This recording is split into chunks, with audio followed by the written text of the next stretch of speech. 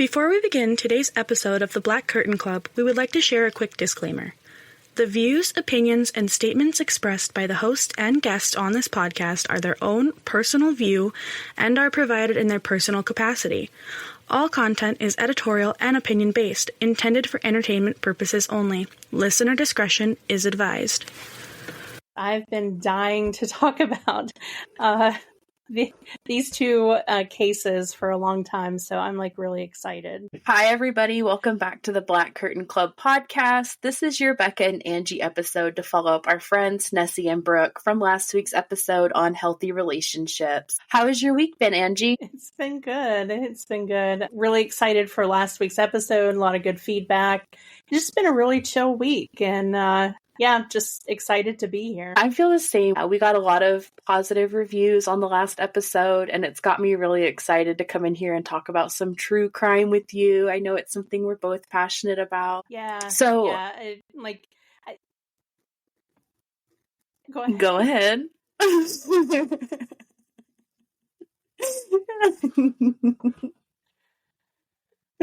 Fuck. Hey, Angie, why don't you tell them what we're pulling the curtain back on today?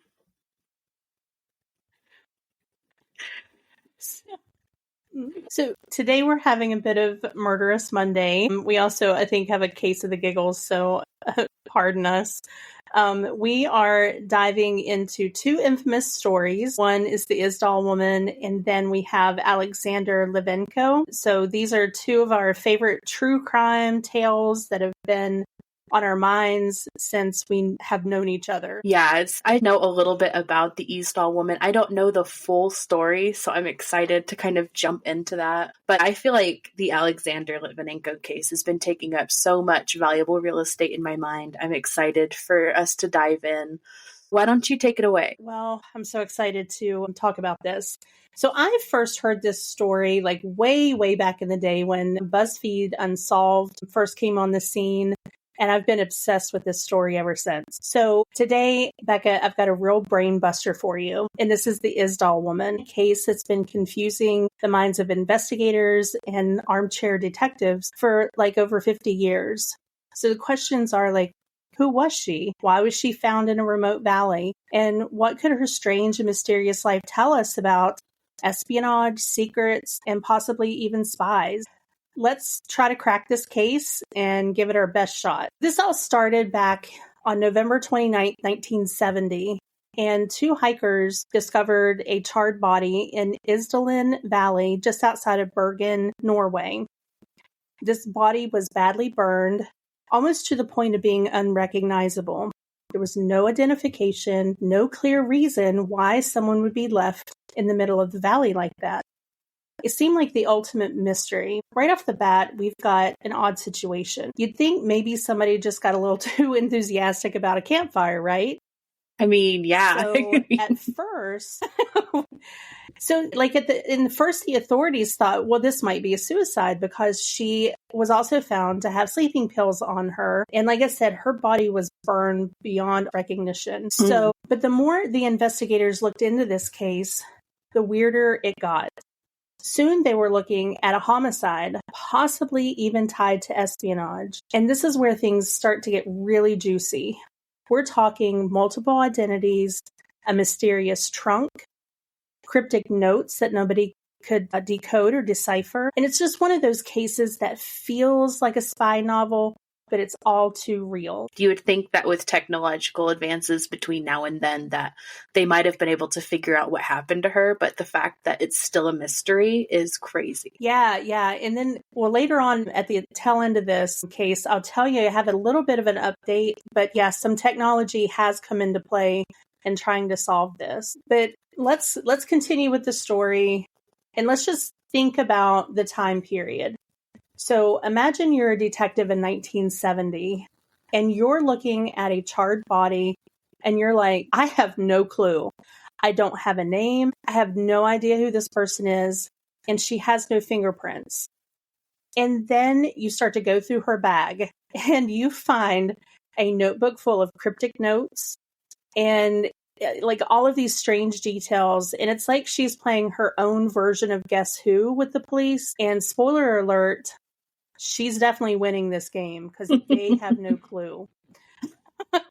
I mean, So, yeah, it's so bizarre. So inside of her bag were these strange scribbles. There were like a list of names, some random phone numbers, and different locations. And these weren't just any phone numbers. These numbers were all over the place. They were not only just local, but they were international. And if that wasn't enough, the hotel staff around the town reported that she had multiple identities in different aliases as she kind of skipped around to different hotels throughout her stay. So, like, for instance, she checked in under the name of Frida, and there were some others. We'll get to that in a little bit. But definitely Normal was not on her list of priorities. The plot thickens. So, right. Now, here's a little bit of a twist that might have you scratch your head. Many suspect that the Isdal woman wasn't just any traveler. Some folks think that her real name might have been Fernella Lorch, which to me is like a name that sounds a little too good to be true. I mean, I personally think it would be a perfect name for a rock band. I am just waiting for somebody to name their band Fernella Lorch. I've been obsessed with this name. Right? I was into Fernella Lorch before they got big. Yeah, right. It's like too good to be true. To me, it sounds like somebody is operating under a top secret name. Definitely sounds like a spy who's not supposed to be getting caught. But here's the thing, though. We don't know for sure. This could have been her real name. It could have been an alias. It's just kind of one of these little details that kind of keep you up at night thinking, what if? But the strange behavior of this woman continued because she was also possibly traveling under different nationalities. So the hotel staff said that she would change her accent when she talked to people. She was like some kind of a chameleon with a passport. And to top it off, when she was staying in her room, now this is weird, I think, she was super careful. Like, to the point where I think she was like almost too careful. There were no traces of her in any of the rooms that she stayed in. Like, she was super clean, like a vacuum of cleanliness. And maybe she was just a very neat, impeccably neat lady, but she was neat in a very suspicious way. So this definitely makes me think maybe she didn't even go into the rooms, because I don't know about you. The second I like cross the threshold, I explode into like a pile of clothes and my suitcase goes on the bed. And you know what I mean? Like, how did she not leave a trace?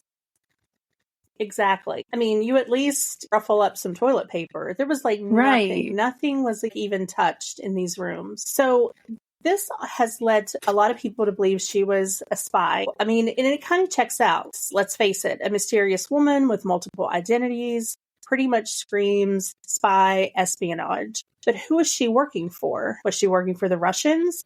The Americans, some secret Scandinavian spy ring? There's no concrete answers, but the Cold War was in full swing back in the 1970s. So yeah, I think the spy theory definitely has some legs. There's so much to this story. I kind of wanted to break it down into kind of a timeline for you and then go through some of the weird facts about the case that I haven't talked about already. Ooh, I love a timeline. So, yeah, I did my research. This woman arrived in Bergen in early November 1970. Over the course of about 2 weeks, she stayed in a few different hotels. She checked in, she checked out under various aliases. And the one thing that she did do was she made a lot of phone calls. Like, Becca, she made more phone calls than probably you and I make in a whole year. She was definitely busy on the phone. Yeah. And then the timeline skips to she was last seen in the town on November 23rd. And just one late dater. What? What did I just say there? Late dater. That's gonna go in the quote file.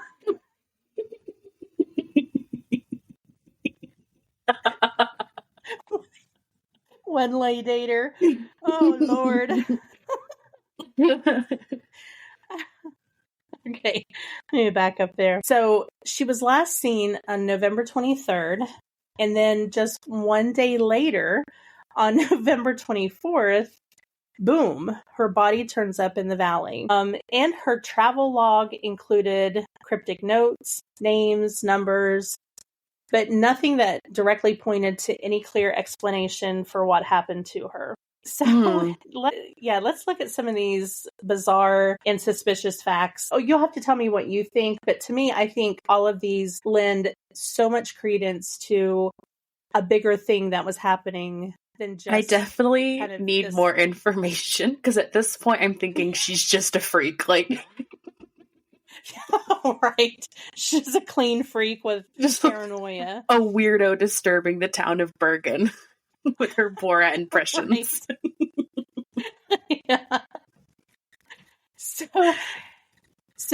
let's look at some of these oddities and strange details. First, let's take the body. And the body's burn patterns were definitely very strange. It wasn't just like your average fire accident. The investigators noted that the fire appeared to have been carefully controlled. There was evidence of strangulation, despite her charred remains. That her body was burned almost to not being recognizable, but there was little damage to the surrounding area. It's like somebody wanted to make sure she was like erased and destroyed, but didn't want to set the entire valley on fire.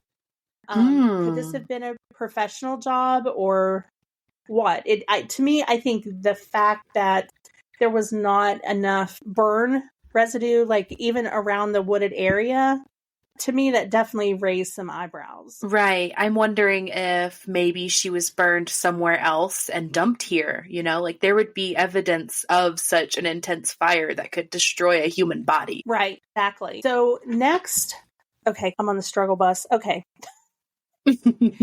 So next, nuts.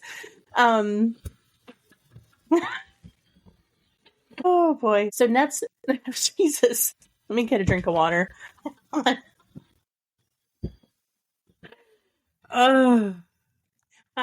got nuts on the brain, I guess. I know.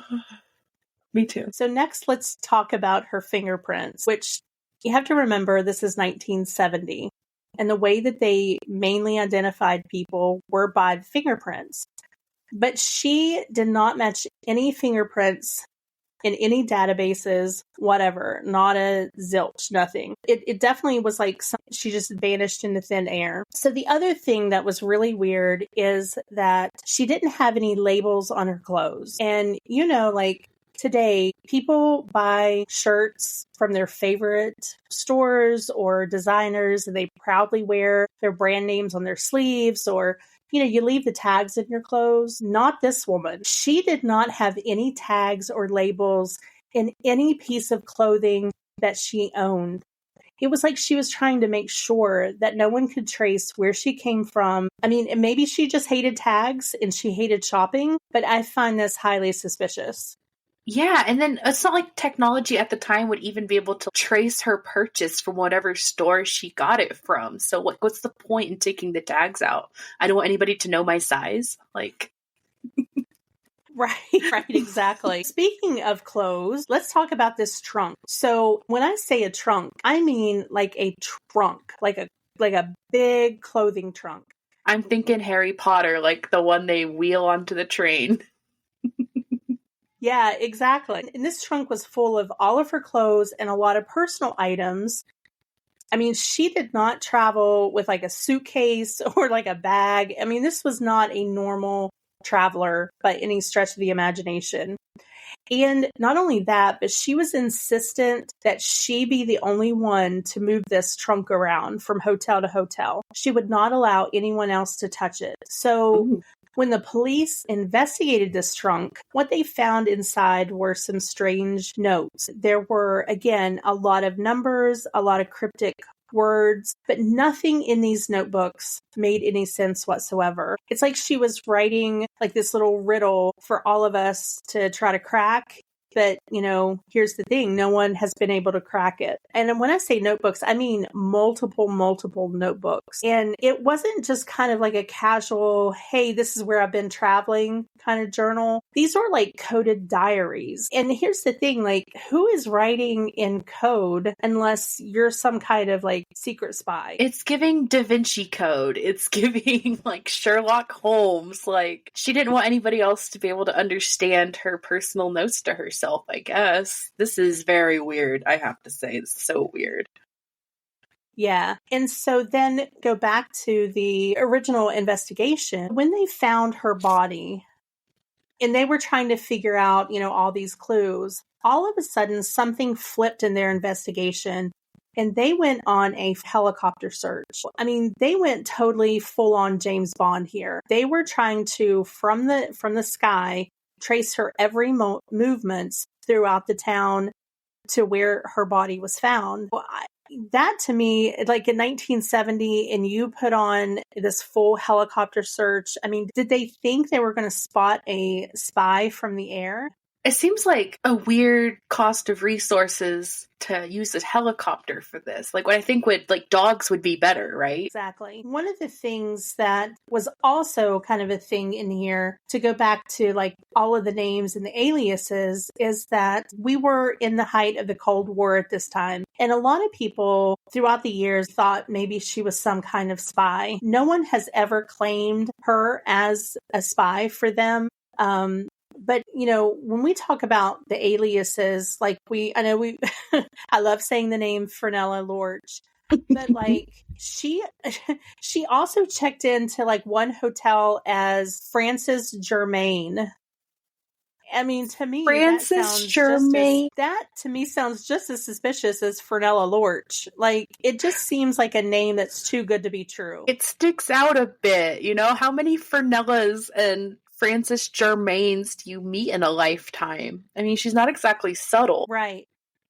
And then she also went by Anna and Ingrid and Frida. So this woman was really, really working undercover. So that's why, like, a lot of people and some investigators think that this is kind of as concrete evidence as we're ever going to get that she definitely was a spy or up to some kind of espionage or some clandestine operation. Now, here's the last little piece of information that raised my hackles on this whole case. And this is, there have been a disappearance of the autopsy report. Yeah. So after her body was discovered and the initial investigation was conducted, an autopsy was performed. However, the official autopsy has never been made available to the public. We have information that supposedly, somebody will come forward and say, this is what's on the report, but no one has ever actually seen the real autopsy report. Not only that, but there are some inconsistencies with the medical investigation side of this. When the initial autopsy was done, it was reported that the records were going to indicate that she was actually poisoned to death. But here's the thing, no one has ever provided any evidence. We don't know what kind of poison. And remember, there was evidence of strangulation also as a possible cause of death, on top of burning. There's some ambiguity there as to even what the precise cause of death was. And not only that, but the suppression of the investigation notes, suppression of the medical evidence, the autopsy report, it really has lended a lot of speculation that there was a clear government cover-up of this, that they did not want certain information or certain individuals to be known. And so it's just this lack of full disclosure that has added a lot of lore into an already kind of lore-ridden case. Right. Not only that, but this is another thing. There were rumors of other similar deaths in the area around the same time, which has fueled other speculation that her death was a connection of something larger, like a whole network of spies or clandestine operation that was being taken down by major world players. Oh my gosh. Fernella. Yeah. Fernella, what have you done, girl? What have you been up to, girl? This case is just one of those cases where it just has so many fascinating details. But here's the thing. After all of these years, this case still has not gone cold. In fact, a few years ago, in 2016, the Norwegian authorities took another crack at it. And here's what they found using DNA technology. They were able to find a family member of the Isdal woman. And this family member was a man, but they have kept things extremely hush-hush. There was never a grand reveal, nothing dramatic like, hey, here's the big breakthrough we've been working on for 50 years. The authorities refused to release any details on this DNA match, the relative, who his name is, what kind, is it paternal or maternal. And it's just like they're keeping everything locked into a vault. And it's definitely like an ultimate spy secret. So this is crazy. Yeah. So at the end of the day, here's what we're left with. This woman's identity remains a mystery. The questions are, who was she? Who killed her? Was she an agent in some kind of Cold War drama? Was she the victim of a larger criminal operation? Or was she just a very, very strange private woman with a lot of really weird habits? I don't know the answers to any of these, but I can say, look, my best piece of advice is if you're traveling to Norway anytime soon, and somebody asks you if you've seen a woman with no name who changes identities faster than a chameleon on espresso, maybe you should just walk the other way. I am minding my own business, let me tell you. Head down. Don't make eye contact. I didn't see nothing. Right? So this definitely gives me a lot to think about. The thing that is striking me right now is the fact that for somebody that was seemingly undercover, she made a spectacle of herself. It seemed that a lot of eyes were on her before she passed, and that just makes me think that it was almost like she was throwing somebody off her scent. She was everywhere at once. She had all of these names. You couldn't pin down exactly where she was and when she was there, but she did definitely leave a path leading up to her death. That strikes me as odd. I mean, to me, this is right up there with the that law of pass incident. Like, will we ever know what truly happened? I don't think so. And here's why. I think that her identity must compromise somebody that is still very much an active player out there somewhere. And that's why they're keeping it very close to the vest, you know? So, yeah, if you think about it, 50 years ago, depending on somebody's age, they may very well still be alive. And maybe if somebody was connected to it, maybe after their death, this case can finally be solved. Mm-hmm. Yeah, like once nobody is compromised with the implication of the identity, I'm sure that we're going to get an answer for this. I have a feeling they know exactly what happened to her. You know what I mean? Somebody knows. Somebody knows. Yeah. So, hey, if we have a listener that you think you've solved it, or you know who killed Fernella Lorch, please let us know. I would love to hear what your thoughts are on her wild 2 weeks in Bergen. 2 weeks in Bergen. Right. Yeah. So that's the Isdal woman. Becca, I know you have an interesting case as well, and I did not realize how similar our subjects would be when we just randomly picked our two cases out to talk about. I know, we didn't even have a sesh beforehand where we're like, this is who I'm talking about. We presented our research at the same time. And when I read yours and I saw the day that the Isdal woman died, it felt it in my gut because my guy died the exact same day, November 23rd. And all right, I'm just going to dive right into it. This is the story of Alexander Litvinenko. So there's a million true crime stories out there to choose from. And when I finally got the opportunity to share one, I had to do it to him. Why not follow up an unsolved murder with a murder that was solved by the victim himself? So today we're going to be unraveling the twisted and tragic tale of Alexander Litvinenko. Alexander was born December 4th in 1962 in the USSR. He was recruited for the KGB in 1988 and switched to working for the Bureau's Organized Crime Task Force in Moscow in 1991. I'm saying a lot of letters and numbers, so let me just break this down into something a little more digestible. Alexander started working for the government to take down mobsters and crime lords. So far, he's a real good guy, wouldn't you say? Yeah, he sounds like a good guy. I mean, I think he is. If only because I think you get a good impression of somebody from who their enemies are, but we'll get into that a little bit later. If only these best laid plans carried out the way we wanted them to. The organization he worked for was dismantled when the KGB was implicated in an attempted coup on the Soviet leader at the time.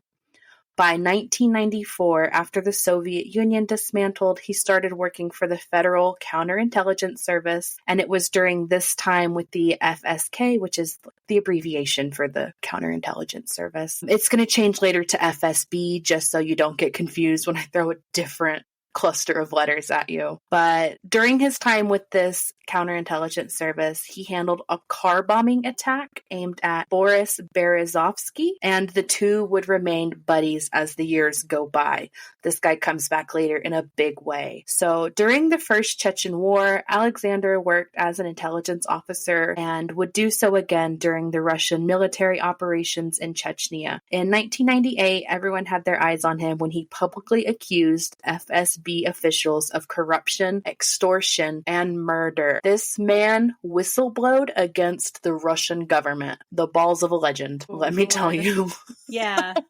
Yeah, he had balls of steel for sure. Wow. Yeah, no kidding. Respect to my man Alexander right now. So That's not even the most interesting part. He claimed he had been ordered to take out his best buddy Boris. Yikes. Whoa. I know you're not going to find this very shocking, but after his public accusations toward his very important, very powerful employers, he was arrested. Not just arrested, no. He was arrested and acquitted in 1999, and then they came back around and rearrested him and sentenced him in absentia to 9 years in prison. I had to look up what in absentia means. It basically is a sentence given to a defendant who is not present at their trial. So they didn't even let him defend himself. They're like, nope, straight to jail, second time, do not pass go. So this is where the public eye is on him. Everyone knows he was screwed over. This is very clearly retaliation for speaking out. But I just want to take a second to clap for our guy here. It takes guts to speak out, especially for something you know is going to endanger not only your life, but your family's life. Well, if they hadn't tried to make him kill his own friend, who knows how far this could have gone. I'm not saying anything bad about Alexander, don't get me wrong, but if I were in his shoes, I would probably, sorry, bud. It's for the government. Yeah. Thankfully, in 2000, he was able to flee with his family to London, where he was granted asylum, and he even became a British citizen in 2006. So finally, the system helps somebody, right? Right. Yeah. All right. So enough backstory. I could go on and on about this guy. Honestly, I'm a huge fan. He had a very long career tackling organized crime in Russia, which is not an easy thing to do. So what happened to Alexander Litvinenko? In November of 2006, he was investigating the assassination of a Russian journalist. I'm going to call her Anna P. I have no business trying to pronounce her beautiful last name. I'm going to butcher it. So Anna P. is what we'll go with. I want to take a moment to give him his props. A lot of people would agree with me when I say if it had been me, I would have ridden off quietly into the sunset after my big showdown that led me to get locked up and run out of the country by some of the most dangerous men in the entire world. He continued fighting the good fight, and unfortunately, it cost him everything in the end. So Alexander is still very publicly speaking out against Vladimir Putin at this time. He was still trying to keep everyone's eyes on the things that were happening in Russia, and he was working with MI6's secret service investigating the Russian mafia, the complete opposite of riding off into the sunset. This is where it gets a little confusing, so I'm going to kind of break it down into a timeline. November 1st, the first thing I'm going to bring up is the meeting at the Pine Bar in London's Millennium Hotel. He met with two Russians for tea. Their names were Dmitry Kovtun and Andrei Lvovy, who was a former KGB officer. Alexander has green tea, and he would later report that it wasn't to his liking, and he had maybe 3 sips of the tea. Later that day, he also meets with Maria Scarameo, who was an Italian academic that supposedly had documents relating to the death of the journalist I mentioned earlier, Anna P. This meeting occurs at a sushi bar, and it says by the end of the day, he was already feeling the effects of the poison that would take his life. Wow. 100%. It's just crazy that we have such a detailed, and that's like another good thing about London is they have the CCTV. You can literally see this man on camera from beginning to end. Wow. Yeah, that's fascinating that they have, Yeah. that kind of system. I mean, that's a good thing. And you can literally like see him meeting with these two guys at the bar. You can see him meeting with Mario at the sushi bar. You can literally see all of this go down. So the fact that it took so long to get actually solved is something that frustrates me. On November 4th, Alexander Litvinenko admits himself into the hospital after 3 days of stomach pain and vomiting. The hospital was Barnet General Hospital, and it was located in North London. By the 17th, his condition is worsening, and he's transferred to another hospital, the University College Hospital in central London, where he's placed under police guard. This is where things start getting weird, right? He gets moved closer to the middle of the city, and now we have all these officials starting to keep their eyes on him. He had a big target on his back. Imagine being the most wanted man in the world, and all of a sudden you find yourself inexplicably sick and surrounded by police. He knew exactly where this was going, Right. Wow. So on the 19th of November, the cause of his symptoms has been determined. It is reported that Alexander Litvinenko has been poisoned with thallium, which is a highly toxic rat poison. This ends up changing. On the 20th, he's moved to intensive care, and pictures are shared with the public showing Alexander's hair loss and rapid weight loss. And it's then that the Scotland Yard's counterterrorism division begins looking into the poisoning. There are allegations that the Russian government was somehow involved, and the Kremlin says very publicly, they had nothing to do with this. This was not us. We don't know what's wrong with your guy. We left him alone, right? That's what they're saying. So, yeah, of course. on the 22nd, his condition worsens. He has a heart attack overnight, and Russian counterintelligence continues to deny responsibility.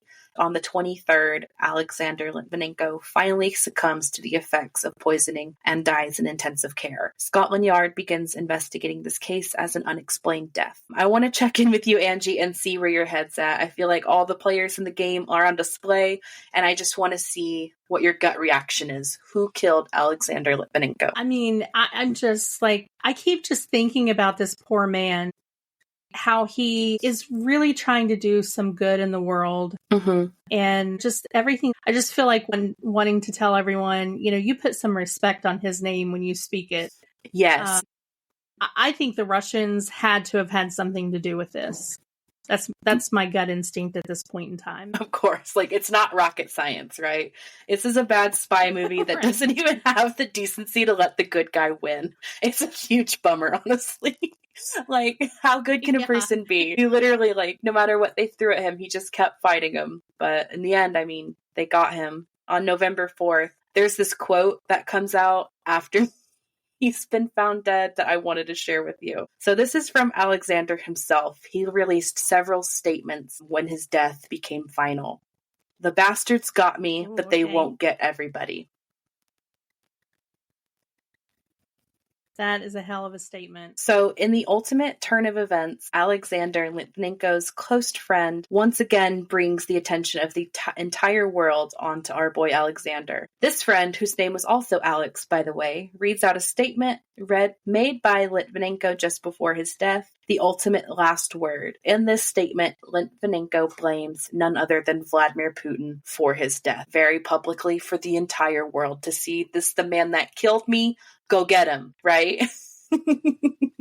Yeah, and he, said it with his whole chest, too. His whole chest. And the bastards got me. They won't get everybody. And that's Vladimir Putin is quite famous for, you don't say anything bad about Vlad, he takes that stuff seriously. So even the guy that was willing to read that statement and just put put Vlad on blast. I mean, even that, I think, took a lot of balls. Yes, 100%. You're basically handing your friend a loaded gun. Like, you better fire this into the crowd. Yeah, because Putin very much, like the saying, I'm just the messenger, don't kill the messenger. Like, Putin literally will kill the messenger, too. Yeah. The messenger, the people that made the paper that you wrote the message on, like, everybody. I mean, allegedly, Vladdy. Allegedly. Allegedly, yeah.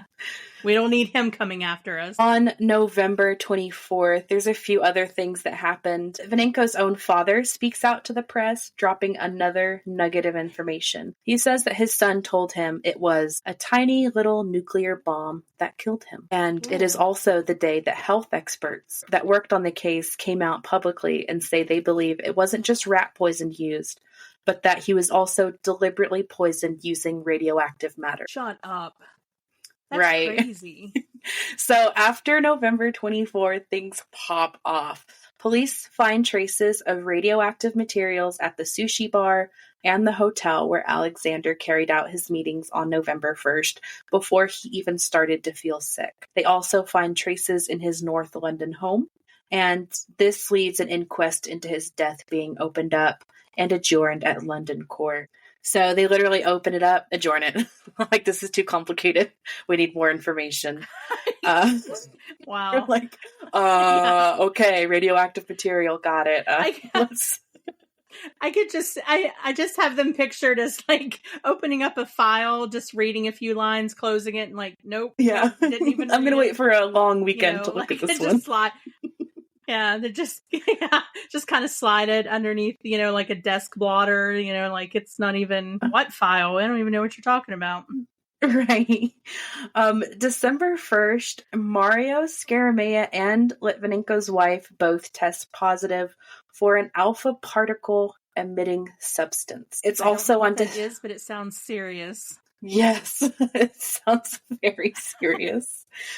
9 British officers travel to Moscow with the intent to investigate the case, but the Russian prosecutors refuse to release any suspects or allow them to be arrested in their homeland. This is where they say that it's part of the Russian constitution that a Russian citizen can't be handed over against their will. They have kind of immunity in their homeland, if that makes sense. That's interesting. As crazy as it sounds, they don't start investigating this case as a murder until December 6th. Wow. So he dies November 23rd. December 6th, they decide, I think somebody killed this man. Right. Took them that long to figure that one out. This is why Sherlock Holmes had so much difficulty with Scotland Yard. Yeah, exactly. They're like, you know what? Like, I had it figured out. He had it figured out, man. Like, I had a feeling, I had it figured out, like, when he drank the green tea, like, and it tasted weird. Like, this doesn't taste good. I'm only gonna have 3 sips. Probably a murder. Yeah. Yeah. Like, that screams murder to me, but what do I know? Well, on December 7th, Russia decides to come out and say that they're investigating the attempted murder of Dmitry Kovtun, the contact Mr. Litvinenko met at the Pine Bar, because he had traces of the alpha-emitting particle on him as well. So they're saying, Dmitry Kovtun, they tried to get him too. It couldn't have been us because our guy got too. Like, he's sick. He's not dying, but he is sick. It also says that 7 bar staff that were working at the Pine Bar at the time of Alexander and Dmitry being there were testing positive for low levels of polonium-210. So this is the first time that the alpha-emitting particle gets a name, and it's polonium-210, which I will go into later. It's pretty much, all right. So the 7th is also the day that they bury Alexander Litvinenko, and on the 9th, German police say they found indications of radiation in 2 properties apparently used by Mr. Kovtun, the home of his ex-wife and her mother's home. So we're starting to see evidence of this radiation in more and more places, and it's getting easier and easier to see who was around it the most. Like, who is it following home? It followed Alexander home. It followed Dmitri home. It did not follow the 7 people that worked at the bar home. They just got sick from it. So we're starting to see who maybe actually handled polonium-210, and it's pretty damning for everyone involved. When we get to January of 2007, a former spy named Yuri Shivets claims Mr. Litvinenko was murdered because of information he held on a powerful group of people, and that he was poisoned after a dossier containing damaging information was leaked to a high-ranking Moscow figure. He's essentially telling us that Litvinenko was double-crossed and it killed him. So his name gets released to the Russian government. Not too long after that, he ends up dead. It's almost like they nailed down his location and they're like, all right, send the dogs out. Let's get him. Yeah. Wow, in a big way, too. Yeah. And this is also when BBC One puts out a program reporting that there may have been other attempts to poison Alexander. The first attempt being 2 weeks before at the same sushi restaurant where he met Mr. Scaramea, and it's discovered that Mr. Litvinenko actually met Lugovi and Kovtun at that sushi bar for the first time on October 16th. They're thinking this may have been the first attempt on his life. Mr. Lugovi and Mr. Kovtun are questioned by British police over the poisoning of Mr. Litvinenko, and both deny being suspects in the case. They tell a Russian TV station that the UK press reports describing them as subjects were a lie. Russia continues to deny any involvement in the death, and Scotland Yard hands a file on the investigation to the Crown Prosecution Service. So Scotland Yard is escalating the case. Russia is still denying any involvement, and more sick people are turning up, right? By February of 2007, his best buddy Boris Berezovsky publicly speaks out about his longtime friend's poisoning, saying Andrei Lugovi was responsible for the death. He says Mr. Litvinenko told him just before he died. And in February, we're also finding out the number of people that were affected by the polonium-210 and facing possible health risk reaches 15. So over 15 people were harmed in this single solitary assassination just by being in proximity to the poison. So these are people that didn't touch it, they didn't sniff at it, they were just in the same room as it. 15 people. So not only are 15 people sick, but Russia and the UK are on the verge of dissolving all previous alliances. This is becoming world-changing. We're to the point where the UK is telling Russia, we will not be friends anymore if you do not turn these people over. We know they did this. You need to release them. You know, this could start the Cold War anew. This is a very serious thing. Yeah, and just the fact that, you know, they didn't care about the collateral damage. Like, they just wanted to take him out so bad, it didn't matter that they were harming innocent citizens, you know. I mean, this happened in 2007. This should have been considered, and I'm very scared to say this word, a schmerism attack, in my opinion. Just because of the number of people affected, the fact that this is somebody that defected from Russia, he's been attacked and killed by Russia on foreign soil. How is this not a schmerism case? You know what I mean? Right, right, exactly. I know, we're so afraid to say that word. But yeah, I know, YouTube is already punishing us. You know, I'm terrified. I know. We can't. We found out 2 things that are not algorithm friendly. All right. So let's see here. May 31st. So at a news conference in Moscow, Mr. Lugovi touches on the case, saying that Mr. Litvinenko was not his enemy and that he had nothing against him. He also claims that Mr. Litvinenko was a British spy that tried to recruit him to provide compromising information on President Putin. Oh no. President Putin. I don't know what he thought he was doing there, but pop off, Queen. Like, no, it wasn't me, it was him.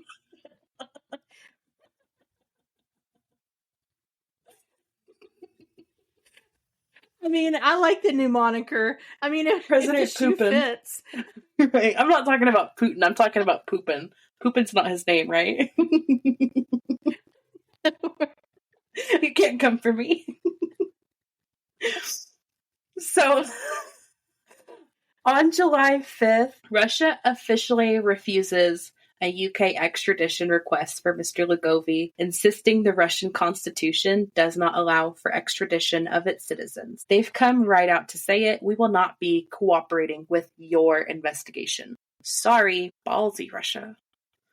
So, July 16th, the British government announces it is to expel 4 diplomats from the Russian embassy in London after Moscow refused to extradite Mr. Lugovi. This is where the most infuriating back and forth game starts. This is clearly the UK saying, give us information or forget being allies. They aren't backing down. But on July 19th, Russia announces it's going to expel 4 British embassy staff, mirroring the UK's decision to expel their staff from the Russian embassy in London. Uno reverse, I guess. You do this to me, I do this to you. What else you got? Yeah, it's like, I'm going to take my toys and go home too. Like, it's crazy. You fire me, I fire you.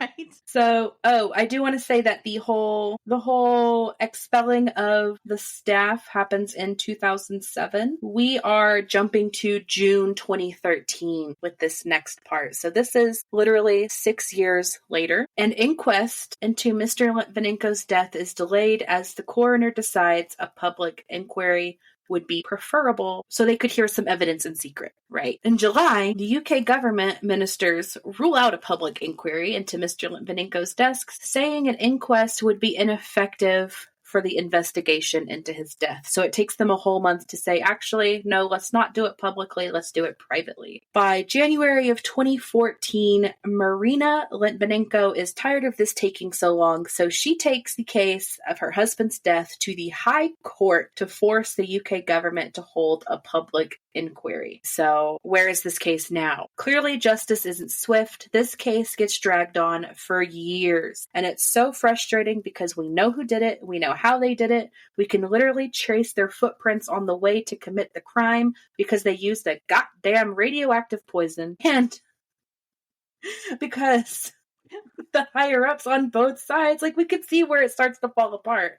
The good guys have to tiptoe around red tape, and the bad guys are protected by the rules and regulations put in place to protect the good guys. So, what is the court's decision? In 2016, after the British's inquiry into Litvinenko's death, it's concluded that the FSB successor to the KGB carried out the operation to kill Alexander Litvinenko, approved by Mr. Nikolai Patrushev, head of the FSB, and also by President Putin himself. There we go. Finally, we know who did it and who the bad guys are, even though there is nothing we can do about it. That is crazy. That is just insane that 10 years. Not only it took 10 years for them to get any concrete answers or have somebody truly responsible for the guy's death.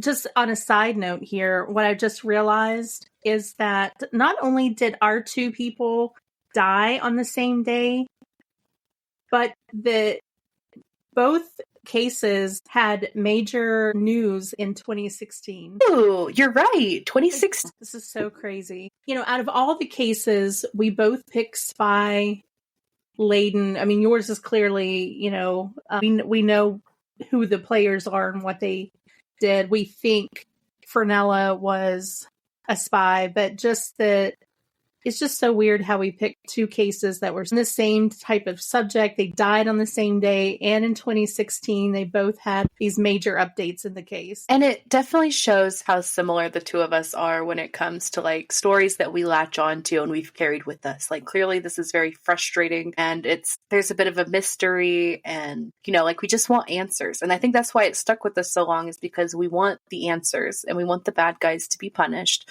and we want the full story. And that's not too much to ask for. No, it's not. It's not too much to ask for. I am curious. I want to know more information about the polonium-210. That to me is just completely crazy that they would use something like that. I don't even know what an alpha particle is, but yeah.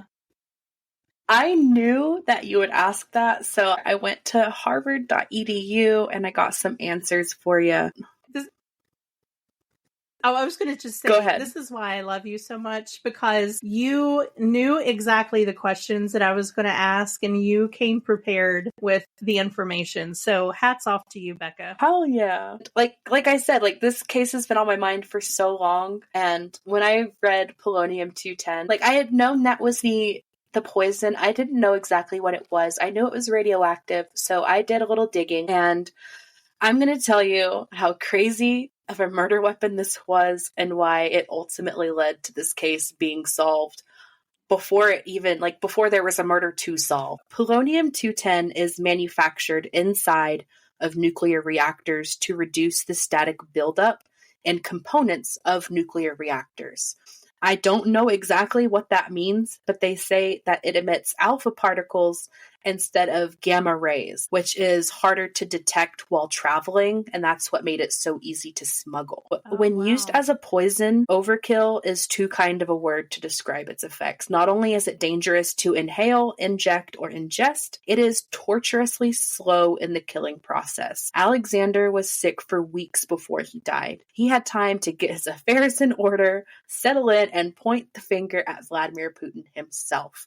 They were able to trace every single person that had their hands on polonium-210 just based off of where it was manufactured from. Like, it had a fingerprint for exactly where it came from, and they knew who touched it, who was around it, who breathed the air that it was. Like, it just kind of isolated the crime scene to the point where we're like, there's no way it wasn't you guys. I mean, come on.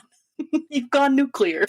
This is kind of like a dumb method to kill someone. Something that is so traceable, has its own signature, its own fingerprints. Like, I would think Russia would be a little bit better at murder, but this was, to me, really dumb. Just the fact that it was such overkill, I think it points to the fact that they jailed him twice to try to silence him. He got out and continued to fight against them when most people would have given up. They wanted to make sure they got him, and they wanted to make sure they made an example of him. At the end of the day, that's all it was. This guy was made an example of. In the eyes of his enemies, he betrayed his country when he defected. And more than that, he spoke out and let the world know what was going on behind closed doors. And it's almost the perfect revenge to get the last word in before you go. A big middle finger to the assholes who silenced him. And I think he's just legendary. I will never forget this man, and I hope you guys don't either. Yeah, I mean, he literally gave his life trying to do the right thing. And I will always respect somebody who stands up for things that are wrong. And hats off to his wife for getting on the British government, being like, please just solve this case. Enough of the back and forth. Like, my husband is dead. I got sick. Everybody got sick. We know who did it. We need to publicly solve this now. Well, I mean, of course, a woman is going to step up and say, can the men folk quit fighting and just solve my husband's murder? Like, of course. Enough with the pissing contest. Yeah. Yeah, exactly. Right. How do we want to close this out, Angie? Oh, all right. So those are our two cases for today. And we would love to know your thoughts on the Isdal Woman and this giant of a man, Alexander Litvinenko. Drop us an email or a comment to let us know your thoughts on these two cases. I've just really enjoyed this episode. I love talking about true crime and the stories that kind of capture our attention. The Black Curtain Club has new episodes out every Monday. We're available wherever you get podcasts. Don't forget to rate and subscribe and leave a comment down below.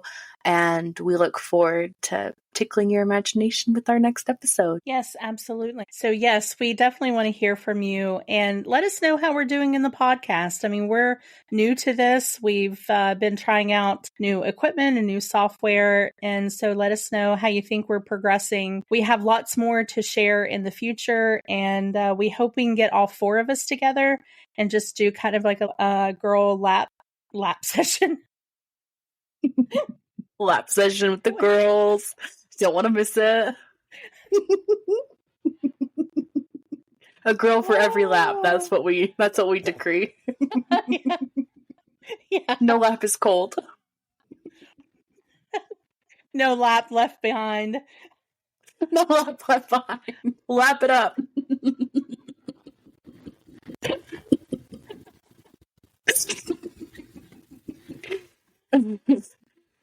Come get your slop piggies. We have some really fun topics coming up in the next few weeks. So please continue to join us and follow us for this crazy adventure that we're on. Bye. Bye.